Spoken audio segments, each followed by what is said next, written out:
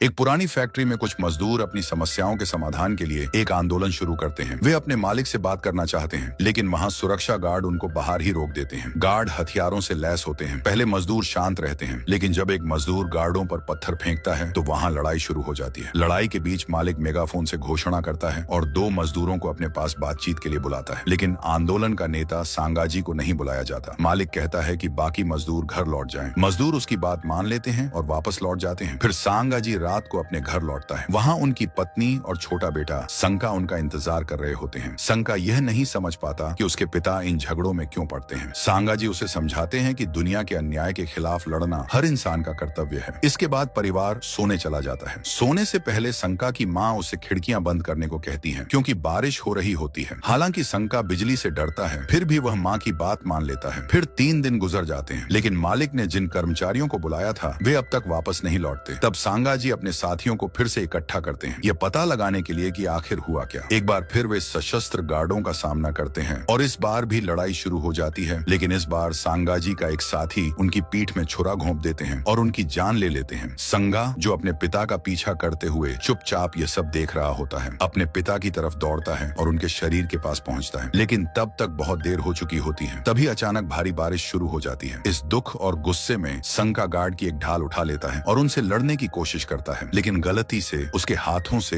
एक विद्युत आवेश निकलता है जो चारों ओर मौजूद सभी को प्रभावित करता है। इस भारी शक्ति से संका और बाकी लोग पीछे गिर जाते हैं। इस घटना के बाद 1 साल बीत जाता है। संका और उसकी माँ को गुजारा करने के लिए काफी मुश्किलों का सामना करना पड़ता है। उन्हें दूसरे शहर में नौकरी का प्रस्ताव मिलता है, इसीलिए उसकी माँ एक दिन के लिए बाहर जाती है, लेकिन 1 हफ्ता बीत जाता है और वह वापस नहीं आती। संका भूखा और अकेला खुद का ख्याल रखने की कोशिश करता है। उसे अपनी सबसे बड़ी डरावनी चीज यानी बारिश और बिजली का सामना करना पड़ता है। फिर कई और दिन गुजर जाते हैं, तब उसे यकीन हो जाता है कि उसकी माँ उसे छोड़कर चली गई है। वह अपना घर छोड़ देता है। एक सुबह वह अपनी किस्मत आजमाने के लिए सड़कों पर निकल पड़ता है, लेकिन गली के लड़कों का एक गिरोह उसका पीछा करता है और वे उसे एक गली में घेर लेते हैं। संका खुद को बचाने की कोशिश करता है, लेकिन गिरोह के 5 लड़के मिलकर उसे बुरी तरह पीटते हैं। वे उसका कान काट देते हैं और लकड़ी के लट्ठों से उसे मारने की तैयारी करते हैं। तभी सौभाग्य से उसी समय अवांग नाम का एक और लड़का वहां आता है और संका की मदद करता है। अवांग अपने मार्शल आर्ट के कौशल से उन 5 लड़कों को एक ही झटके में हरा देता है। लड़ाई खत्म होने के बाद अवांग संका को ट्रेन स्टेशन में अपने ठिकाने पर ले जाता है। वह उसे खाना खिलाता है और फैसला करता है कि वह संका को लड़ना सिखाएगा ताकि वह खुद का बचाव कर सके। प्रशिक्षण शुरू होता है और संका एक अच्छा और तेज सीखने वाला मार्शल आर्ट लड़का साबित होता है, लेकिन एक ब्रेक के दौरान फिर से बारिश शुरू हो जाती है। बारिश देखकर संका डर जाता है और भागकर एक वैगन के अंदर छिप जाता है। अवांग उसे देखकर पूछता है कि वह बारिश से इतना क्यों डरता है। संका जवाब देता है कि उसे ऐसा लगता है जैसे बिजली हमेशा उसकी ओर आकर्षित हो रही है। यह सुनकर अवांग उसे दक्षिण पूर्व की ओर जाने वाली ट्रेन में अपने साथ चलने का प्रस्ताव देता है, जहां वे दोनों एक बेहतर जीवन शुरू कर सकते हैं। संका इस प्रस्ताव को स्वीकार कर लेता है। रात में दोनों तेजी से जा रही ट्रेन के पीछे दौड़ते हैं। अवांग एक डिब्बे तक पहुंचने में सफल हो जाता है और संका को अपनी तरफ खींचने के लिए हाथ बढ़ाता है, लेकिन संका पूरी कोशिश करने के बावजूद पीछे रह जाता है। अवांग उसे अंतिम सबक देते हुए कहता है कि जो उसने अब तक सीखा है उसका इस्तेमाल करके खुद को जिंदा रखे और किसी पर भी भरोसा न करे। यह कहकर वह ट्रेन में चला जाता है। संका इस सलाह को अपने जीवन का हिस्सा बनाने का फैसला करता है। अगले दिन वह एक बंदरगाह पर काम की तलाश में जाता है ताकि वह अपनी जीविका चला सके। जब वह लाइन में खड़ा होता है, एक गली का बच्चा उसे धक्का देकर उसकी जगह ले लेता है, लेकिन इस बार संका चुप नहीं रहता। वह तेजी से घूमते हुए एक किक मारता है और अपनी जगह वापस ले लेता है। हालांकि लड़का अपने गिरोह के बाकी सदस्यों को बुला लेता है और वे सभी संका के पीछे भागते हैं। भागते भागते संका एक कार में बैठे एक जोड़े से मिलता है। वे उसे अपनी कार में बिठा लेते हैं और उसकी देखभाल करने और उसे एक बेहतर जीवन देने का वादा करते हैं। लेकिन तभी संका को अवांग की दी हुई सलाह याद आती है कि किसी पर भरोसा मत करो। वह तुरंत कार से बाहर कूदता है और सड़क पर भाग जाता है। कई साल बीत जाते हैं। अब संका बड़ा हो चुका है और एक वयस्क के रूप में अखबार के लिए इलेक्ट्रॉनिक्स और सुरक्षा तकनीशियन का काम करता है। उसका शहर अपराध और बर्बरता से भरा हुआ है, लेकिन संका इन सब में हस्तक्षेप नहीं करता। वह शांत और एकांत जीवन जीना पसंद करता है। इस बीच शहर में कुछ लोग अपराध के खिलाफ लड़ने की कोशिश कर रहे हैं। एक दिन संका एक विधायक द्वारा आयोजित रात्रि भोज में जाता है। वहाँ वह पेनोर से मिलता है, जो संगठित अपराध का प्रमुख है और लगभग पूरे शहर पर नियंत्रण रखता है। इसकी कहानी भी दर्द भरी है। संका की तरह ही पेनोर के पिता की भी अन्यायपूर्ण तरीके से हत्या कर दी गई थी। अपराधियों ने उसके घर में आग लगा दी थी, लेकिन पेनोर इस घटना में बच गया था। फिर भी उसका चेहरा जल गया। उसके चाचा ने उसे अनाथालय में छोड़ दिया ताकि वह अपनी पारिवारिक संपत्ति तक कभी न पहुंच सके। अनाथालय में पेनोर और अन्य बच्चों के साथ बहुत बुरा व्यवहार किया गया, लेकिन पेनोर ने अपनी बुद्धि का इस्तेमाल करते हुए अपने साथियों को एकजुट किया और विद्रोह खड़ा कर दिया। उसने अनाथालय के क्रूर मालिकों को खत्म कर दिया और जल्द ही देश के सभी अनाथों को अपने सहयोगियों के रूप में संगठित किया। इसके बाद वह अपराध की दुनिया में तेजी से उभर कर सामने आया। विधायकों के रात्रि भोज में पेनोर भी नवनिर्वाचित राजनेता दुर्गा उतामा से मिलने पहुंचता है, लेकिन दुर्गा उसे पहचान लेता है और यह कहते हुए उसे अस्वीकार कर देता है कि वह जानता है कि पेनोर असल में कौन है। जब दुर्गा अपने परिवार के साथ घर लौट रहा होता है तो गलियारे में उसे महसूस होता है कि कोई उसे देख रहा है। वह मामले की जांच करने का फैसला करता है। तभी एक रहस्यमय व्यक्ति उसके सामने आता है जो अग्नि जादू का उपयोग करता है और दुर्गा को बेहोश कर देता है। कुछ मिनट बाद दुर्गा जागता है और खुद को एक अनजान इमारत में पाता है। वह एक कुर्सी से बंधा हुआ होता है और उसकी पत्नी और बच्चे भी रस्सियों से बंधे हुए होते हैं। तभी अचानक पेनोर वहां प्रकट होता है और दुर्गा से कहता है कि उसके अपमानजनक रवैये के कारण वह उसे एक उदाहरण बनाने जा रहा है। दुर्गा अपने परिवार को छोड़ देने की भीख मांगता है, लेकिन पेनोर उसकी बात नहीं सुनता। इसके बजाय वह रस्सियों में आग लगाना शुरू कर देता है। जब रस्सियां जलकर टूट जाती हैं, तो दुर्गा का परिवार इमारत से नीचे गिरा दिया जाता है। अपने परिवार को बचाने की कोशिश में दुर्गा खुद भी रस्सी को पकड़ने के लिए नीचे कूद जाता है, लेकिन वह भी गिर जाता है और अपने प्रियजनों के साथ इस दुनिया से चला जाता है। दूसरी ओर संका अपने बिस्तर में जागता है। उसे पास वाले अपार्टमेंट में किसी आदमी की आवाज सुनाई देती है जो जबरन अंदर घुसने की कोशिश कर रहा होता है, लेकिन संका दूसरों की समस्याओं में उलझना पसंद नहीं करता और उसे अनदेखा कर देता है। वह दिन के अंत में काम पर जाने की तैयारी करता है। काम पर संका अपने एक दोस्त से बात करता है जो शहर की हिंसा से तंग आकर उसे छोड़ने की योजना बना रहा है। बात करते समय अचानक एक आदमी अखबार के गेट की ओर भागता हुआ आता है। वह मदद की गुहार लगाता है क्योंकि गुंडों का एक गिरोह उसका पीछा कर रहा है और उसे मारने की कोशिश कर रहा है। संका और उसका दोस्त शुरू में उसकी मदद करने से मना कर देते हैं, लेकिन तभी उनका सहयोगी अवांग दरवाजा खोलता है और लड़के को अंदर ले जाता है। जाने से पहले अवांग वादा करता है कि वह उसे सुरक्षित रूप से पुलिस स्टेशन तक पहुंचा देगा। फिर अवांग उसे कहता है, यह शहर कभी नहीं बदलेगा अगर तुम्हारे जैसे लोग दूसरों की परवाह नहीं करेंगे। इस बात से संका के मन में सवाल उठने लगते हैं और उसे अपने व्यवहार पर पछतावा होने लगता है। अगली सुबह संका देखता है कि वही उपद्रवी लोग एक बार फिर अपार्टमेंट में घुसने की कोशिश कर रहे हैं। इस बार वे दरवाजे के अंदर घुसने में कामयाब हो जाते हैं और वूलन नाम की एक युवती को ढूंढ निकालते हैं जो अपने छोटे भाई टेडी के साथ रहती है। डाकू उन दोनों को जान से मारने की धमकी देते हैं। युवती और उसके भाई को खतरे में देखकर संका अंततः हस्तक्षेप करने का फैसला करता है। वह डाकुओं पर घूंसे और लातों से हमला कर देता है। हालांकि अपराधियों को यह बिल्कुल पसंद नहीं आता। वे चाकुओं से लैस होकर उस पर हमला करने की कोशिश करते हैं, लेकिन इस बार संका मार्शल आर्ट में सीखी हुई अपनी सभी तकनीकों का इस्तेमाल करता है और उनकी हर चाल का जवाब देता है। फिर वह दूसरे अपराधी से सीधे टकराव के लिए आगे बढ़ता है। जब वह दूसरे अपराधी के साथ संघर्ष करता है तो वह अपराधी उठकर पीछे से संका पर हमला करने के लिए तैयार हो जाता है, लेकिन संका के लिए यह एक आश्चर्य की बात होती है क्योंकि जैसे ही वह अपराधी संका की ओर छलांग लगाता है, वूलन उसे उसकी शर्ट से खींचकर मेज पर गिरा देती है। संका इस मौके का फायदा उठाता है और दूसरे डाकू को अपने साथी से नीचे गिरा देता है। फिर वह दोनों को वहां से जाने के लिए कहता है।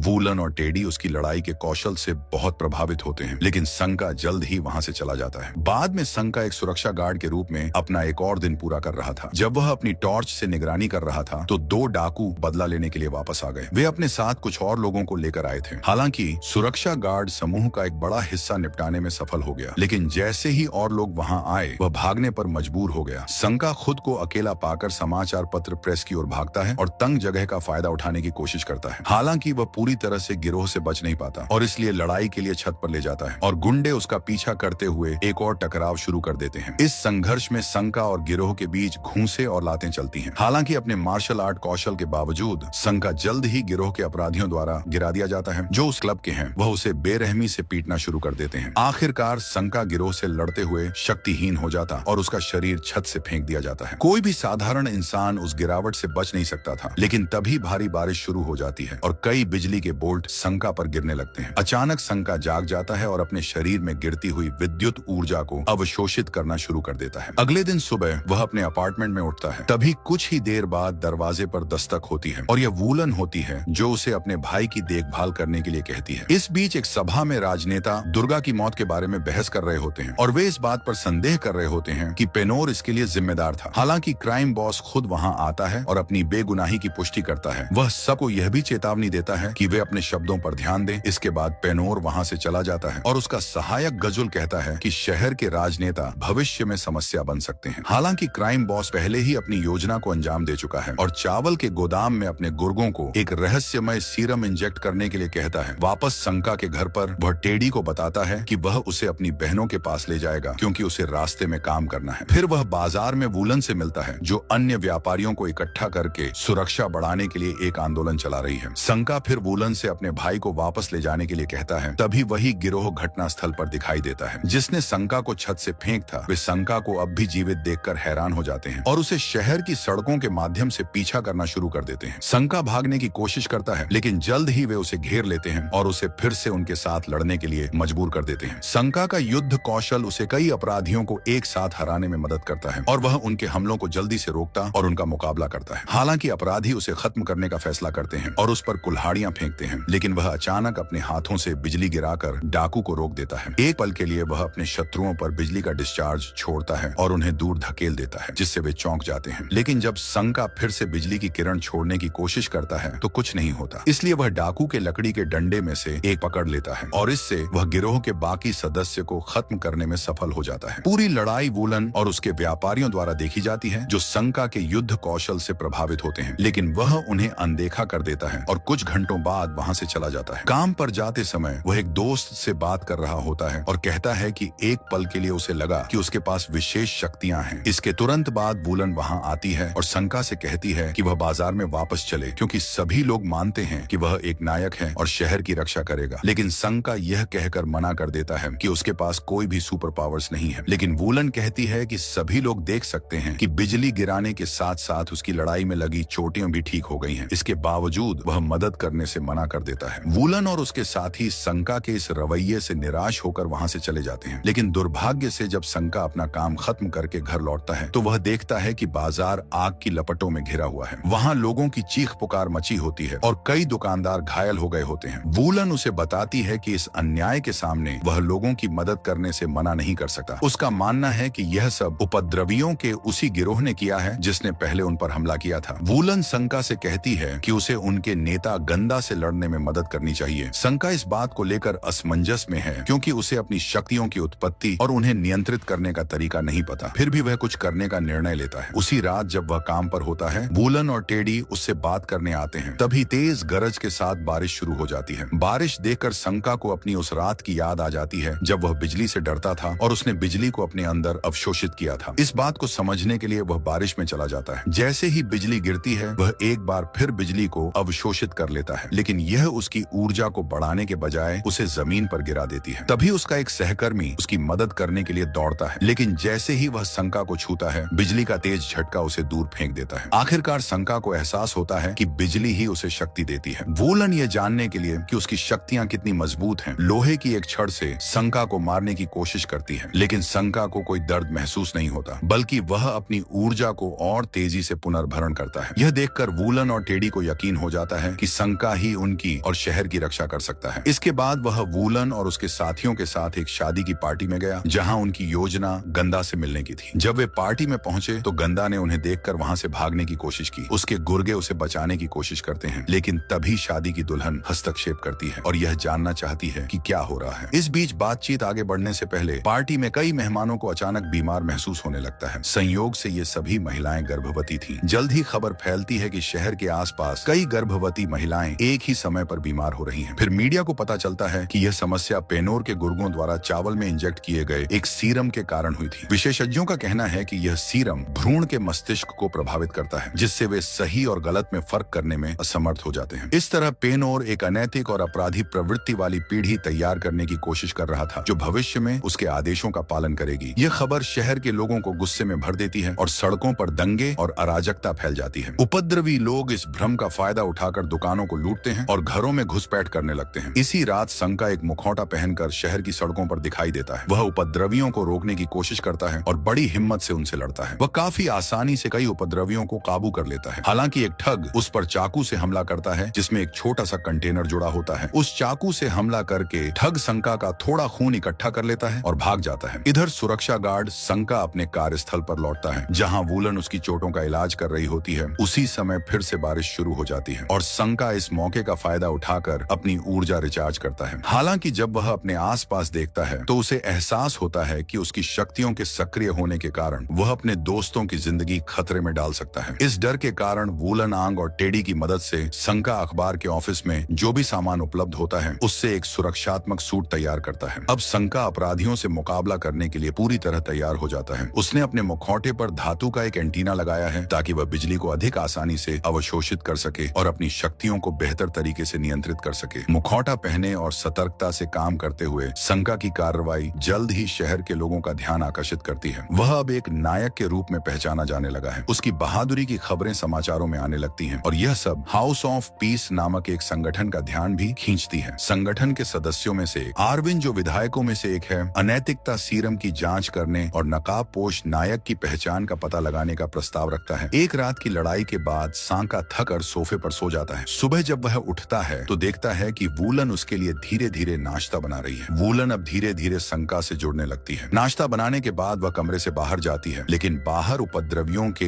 एक समूह का सामना करती है। संका यह देखकर तुरंत वूलन की मदद के लिए दौड़ता है, लेकिन वह समूह कहता है कि वे लड़ने नहीं आए हैं, वे यह बताने आए हैं कि बाजार में आग लगाने वाले वे नहीं थे। वे कहते हैं कि यह एआई सुलान था, जो एक प्रसिद्ध वायलिन वादक है। उनका दावा है कि उन्होंने उसे उसी रात बाजार में देखा था और वही इस घटना के लिए जिम्मेदार हो सकता है। यह सुनने के बाद संका थिएटर जाता है, जहां वायलिन वादक उस शाम प्रदर्शन करने वाला है। शो के बाद संगीतकार पिछले दरवाजे से बाहर निकलता है, लेकिन तभी नकाबपोश नायक उसके सामने आता है। संका उससे पूछता है कि उसने बाजार में आग क्यों लगाई। जवाब में वायलिन वादक वायलिन स्टैंड के अंदर से एक ब्लेड निकालता है और संका पर हमला करता है। हालांकि संका अपनी अलौकिक सहन शक्ति के कारण सुरक्षित रहता है। इसके बाद उनके बीच एक गहन लड़ाई शुरू हो जाती है। संका अपने मार्शल आर्ट कौशल के कारण जल्दी ही लड़ाई में बढ़त हासिल कर लेता है। लड़ाई के दौरान वह वायलिन वादक की छाती पर एक अजीब निशान देखता है। यह देखकर कि वह संका से मुकाबला नहीं कर सकता है, वायलिन वादक सड़क पर भागने लगता है, लेकिन भागते समय वह एक तेज रफ्तार कार को अपनी ओर आते हुए नहीं देखता और कार से टकराकर बुरी तरह कुचल जाता है। अगले दिन पेनोर को वायलिन वादक की मौत की खबर मिलती है। वो जानता है कि वायलिन वादक उसके संगठन के सबसे वफादार लोगों में से था और अनाथों द्वारा गठित उसकी लीग का सदस्य था। इसलिए पेनोर संका से बदला लेने की योजना बनाता है, जिसने उसके सहयोगी को खत्म कर दिया और साथ ही वह शांति के घर के सभी सदस्यों से भी बदला लेना चाहता है। इसके लिए पेनोर लीग के अन्य 9 अनाथों को बुलाता है। इन अनाथों को उनके अनोखे नामों से जाना जाता है, जैसे कि चिकित्सक, नर्स, लोहार, चित्रकार, छात्र, रसोईया, मॉडल और मूर्तिकार। सभी अनाथ पेनोर के आह्वान पर ध्यान देते हैं और एक एक करके गुप्त संगठन के राजनेताओं और पत्रकारों को खत्म करना शुरू कर देते हैं। अनाथों में से एक नर्तक, जो अपने सिर के पीछे एक मुखौटा पहनता है, रविन पर उसकी कार से हमला करता है। रविन के सुरक्षा गार्ड पूरी कोशिश करते हैं, लेकिन नर्तक उनकी क्षमता से कहीं अधिक शक्तिशाली साबित होता है। एक एक करके सुरक्षा गार्ड खत्म हो जाते हैं और अंततः नर्तक विधायक रविन को खत्म करने के लिए आगे बढ़ता है, जो खुद को बचाने के लिए कार में बंद कर लेता है। नर्तक धीरे धीरे नाचते हुए कार की ओर बढ़ता है और ठीक उसी समय सेना अपनी सुपर हीरो पोशाक में वहां आ जाती है। वह नर्तक को सीधा मुकाबला करने के लिए चुनौती देता है। सेना का कौशल और उसकी चालें नर्तक को इतनी प्रभावित करती हैं कि संघर्ष के दौरान उसका मुखौटा गिर जाता है और आखिर में सेना ने अपनी ताकत से उसे फेंक दिया। यह देखकर कि नायक उसकी सोच से भी ज्यादा शक्तिशाली है, नर्तकी वहां से भाग निकली। बाद में सेना उस मुखौटे की जांच करता है और पाता है कि उस पर वही प्रतीक बना है जो उसने वायलिन वादक की छाती पर देखा था। यह प्रतीक पेनोर लीग का प्रतिनिधित्व करता था। आरविन को जिसे सेना ने बचाया था, वह नायक का धन्यवाद करता है। हालांकि सेना घटना स्थल से चुपचाप निकल जाता है, लेकिन उसका यह वीरतापूर्ण कार्य आरविन को अनैतिकता सीरम के खिलाफ एक मारक तैयार करने के लिए वोट देने के लिए प्रेरित करता है। वोट पास हो जाता है और मारक का उत्पादन शुरू किया जाता है। इसे शहर के सभी निवासियों के बीच वितरित किया जाने लगता है, लेकिन समस्या यह है कि इस मारक का उत्पादन जिस कंपनी ने संभाला है, वह पेनोर की सहायक कंपनी है। असल में यह कंपनी मारक के नाम पर सीरम को और अधिक शक्तिशाली बनाने वाले पदार्थ का उपयोग करने की योजना बना रही है। हालांकि आरविन ने एहतियात के तौर पर मारक का विश्लेषण करने के लिए एक निजी प्रयोगशाला को आदेश दिया था। जांच के बाद पेनोर की योजना का भंडाफोड़ हो जाता है। आरविन तुरंत अपने सहायक को टीकाकरण केंद्रों को सूचना देने और नकाबपोश नायक का पता लगाने का निर्देश देता है। पेनोर के लोगों को संका की गुप्त पहचान का पता चल जाता है और वह उसे उसके काम की जगह का फोन नंबर भेजता है। आरविन उस जगह पर कॉल करता है और संका से बात करने में कामयाब हो जाता है। वह उसे पेनोर की बुरी योजना के बारे में आगाह करता है। संका अब नकाबपोश नायक के रूप में पेनोर को रोकने का फैसला करता है, लेकिन इसके पहले कि वह कोई कदम उठा सके, पेनोर खुद उसकी गुप्त पहचान को उजागर कर देता है और अखबार में उसकी असली पहचान छपवाता है, जिसे देख संका उन्हें खुली चुनौती देता है। बिना अपनी शक्तियों का सहारा लिए वह सबसे पहले मॉडल और शेफ का सामना करता है। नायक दोनों से एक साथ लड़ता है और कुछ संघर्ष के बाद मॉडल को एक गहरे गड्ढे में गिराने में कामयाब हो जाता है। लेकिन तभी मूर्तिकार अपने चिमटी और हथौड़े के साथ और चित्रकार जो अपनी ताकतवर मुट्ठी को हथियार के रूप में इस्तेमाल करता है वहां आ जाते हैं। ये दोनों संका के लिए उम्मीद से ज्यादा मुश्किल साबित होते हैं, जिससे लड़ाई को जारी रखना उसके लिए कठिन हो जाता है। हालात और भी खराब हो जाते हैं जब छात्र भी लड़ाई में शामिल हो जाता है। वह अपने बैकपैक को एक लचीली लड़ाकू नली की तरह इस्तेमाल करती है। इसके बाद लोहार अपनी 2 लंबी और तेज तलवारों के साथ वहां आता है। वह एक साथ संका पर हमला करते हैं। वे अपनी लंबी दूरी के हथियारों से उसे काबू में करने की कोशिश करते हैं। सेना अपनी दूरी बनाए रखने का प्रयास करता है, लेकिन तभी लीग के 2 और सदस्य नर्तकी और नर्स उसे घेर लेते हैं। नर्तकी से वह पहले लड़ चुका है और नर्स खंजर को हथियार की तरह इस्तेमाल करती है। इतने सारे दुश्मनों के बीच संका खुद को थका हुआ और कमजोर महसूस करने लगता है। वह मुश्किल से खड़ा हो पाता है, लेकिन आराम करने का समय नहीं है। वह देखता है कि वूलन, टेडी और आंग को खलनायक पेनोर और उसके अनाथों ने छत पर बंधक बना लिया है। संका छत पर पहुंचकर अपने दोस्तों को बचाने की मांग करता है, लेकिन पेनोर पर कोई असर नहीं होता। तभी रसोइया बिना हिचकिचाए गंग की पीठ में छुरा घोंप देता है। मरने से पहले गंग संका से कहता है कि उसकी असली ताकत हमेशा उसके अंदर थी। वह उसे इसे पूरी तरह इस्तेमाल करने के लिए प्रेरित करता है। गंग की मौत और उसके अंतिम शब्द नायक को और अधिक प्रेरित करते हैं। वह अपने शरीर से आसमान से बिजली को अवशोषित करने में सफल होता है और पहले से कहीं ज्यादा शक्तिशाली बन जाता है। अब वह सभी अनाथों का सामना करने के लिए तैयार है। वह एक एक करके सभी को आसानी से हरा देता है। लेकिन जब सम्मोहन चिकित्सक की बार आती है तो वह नायक को अपने जादू से उसे सपनों में सोने के लिए मजबूर करता है। संका अपने पुराने घर में अपने माता पिता के साथ सोफे पर बैठा हुआ देखता है और वे वादा करते हैं कि वे उसे कभी नहीं छोड़ेंगे। लेकिन संका जल्दी ही समझ जाता है कि यह सब एक धोखा था। वह खुद को हकीकत में वापस लाता है और लोहार के हमले को रोकने के लिए समय रहते तैयार हो जाता है। फिर वह एक ब्लेड पकड़ता है और अधिक बिजली को बुलाता है, जिससे लोहार की तलवार टूट जाती है और एक ऊर्जा की लहर लोहार और सम्मोहन चिकित्सक को मारकर खत्म कर देती है। ये देखकर कि उसके साथी लगभग सभी खत्म हो चुके हैं, पोर्ड अपनी पीठ में छुरा घोंपने की कोशिश करता है, लेकिन तभी आर्विन छत पर दिखाई देता है और खलनायक को उसके आखिरी क्षणों में गोली मार देता है। पेनोर अपने आखिरी डॉल्फिन को चित्रकार को भेजता है और कहता है कि अनैतिकता सीरम के साथ उसकी योजना पूरी हो जाएगी। हालांकि सेना कहता है कि वह उसे रोक देगा और फिर मारक ले जाने वाली कार को ढूंढने के लिए अपनी मोटरसाइकिल पर निकल पड़ता है। नायक उसे खोजने में सफल हो जाता है और उसे खींचकर कार से बाहर निकालता है, लेकिन चालक एक पिस्तौल निकालकर उसे गोली मार देता है, जिससे वह बाइक से गिर जाता है। दुर्भाग्यवश एक और रहस्यमय नायिका सड़क पर दिखाई देती है और अपने दुपट्टे से कार को रोकने की कोशिश करती है, जिससे वह राजमार्ग पर पलट जाती है। इसके बाद सेना वाहन तक पहुंचता है और एक शक्तिशाली बिजली का बोल्ट बुलाता है, जो न केवल कार में मौजूद एंटीडोट्स को नष्ट कर देता है, बल्कि टीकाकरण केंद्र में मौजूद लोगों को भी नष्ट कर देता है। दिन को उसके द्वारा बचाया गया था, लेकिन 3 महिलाओं को अभी भी एंटीडोट का इंजेक्शन लगाया गया था और उनके बच्चे पेनोर की बुरी योजनाओं के अनुसार पैदा होंगे। उसी समय दूर एक संग्रहालय में गंदा गजुल के पास खड़ा है, जिसके पास अपनी खुद की योजनाएं हैं। गजुल ने खुलासा किया कि संग्रहालय की दीवार पर विलोवाक का शरीर रखा है, जो एक शक्तिशाली प्राचीन योद्धा था। उसने उसे पुनर्जीवित करने की योजना बनाई और गंदा की मदद से दीवार को तोड़कर उसका सिर कटा हुआ शरीर निकाला। गजुल ने उसका खोया हुआ सिर पाया और संका से एकत्र किए गए रक्त से उसे जोड़कर योद्धा को जीवित कर दिया। तभी विलोवाक पूछता है कि गजुल उसे वापस क्यों लाया है और गजुल कहता है कि योद्धा का पुराना दुश्मन वापस आ गया है। वह अभी भी अपनी असली पहचान नहीं जानता, लेकिन वह दुश्मन गुंडाला ठंडर का योद्धा है। यह महान नायक कोई और नहीं बल्कि संका है, जो बिजली को अवशोषित करने और नियंत्रित करने की अपनी शक्ति को समझता है। यह जानने पर कि विलोवाक ने गजुल को अपनी सेना इकट्ठा करने का आदेश दिया, क्योंकि अतीत के दुश्मनों के बीच लड़ाई शुरू होने वाली है। कुछ दिनों बाद संका शहर की छतों पर दिखाई देता है। अब आर्यन की मदद से बनाई गई एक बेहतर वर्दी पहने हुए वह अपने शहर को अपराध से बचाने का वादा करता है, बिना इस संदेह के कि वह जल्द ही विलोवाक के रूप में अपनी सबसे बड़ी चुनौती का सामना करेगा। सौभाग्य से उसे रहस्यमय नायिका की मदद मिलती है, जिसकी असली पहचान श्रेया एसई है। वह दूर से सेना को देखती है और जानती है कि निकट भविष्य में उसे एक शक्तिशाली दुश्मन से लड़ने के लिए खुद को उसके साथ जोड़ना होगा।